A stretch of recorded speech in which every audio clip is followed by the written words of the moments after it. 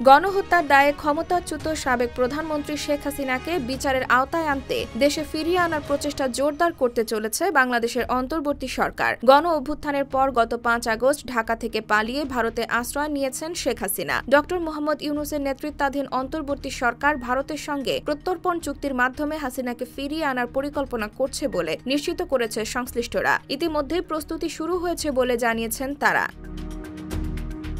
এ প্রসঙ্গে বাংলাদেশের আন্তর্জাতিক অপরাধ ট্রাইব্যুনালের নবনিযুক্ত প্রধান প্রসিকিউটর মোহাম্মদ তাজুল ইসলাম বলেছেন, হাসিনার বিরুদ্ধে গ্রেফতারি পরোয়ানা জারির জন্য ঢাকার আইসিটিতে আবেদন করা হয়েছে। ঢাকার আইসিটি প্রাঙ্গণে সাংবাদিক সম্মেলনে তাজুল ইসলামকে উদ্ধৃত করে ভারতীয় সংবাদ সংস্থা পিটিআই জানিয়েছে, কাজ শুরু করার সঙ্গে সঙ্গে তারা আন্তর্জাতিক অপরাধ ট্রাইব্যুনালের কাছে একটি আবেদন করবে, যাতে গণহত্যা ও মানবতা বিরোধী অপরাধের মামলায় শেখ হাসিনা সহ পলাতক আসামিদের বিরুদ্ধে গ্রেফতারি পরোয়ানা জারি করা হয়। তিনি আরও বলেন, অভিযুক্ত ব্যক্তিদের বিরুদ্ধে তথ্য, নথি ও প্রমাণগুলো সারা দেশ থেকে সংগ্রহ করতে হবে এবং সেগুলোকে সংকলন, পরীক্ষা ও ট্রাইব্যুনালের সামনে সঠিকভাবে উপস্থাপন করতে হবে, যা অত্যন্ত চ্যালেঞ্জিং এবং বিশাল কাজ।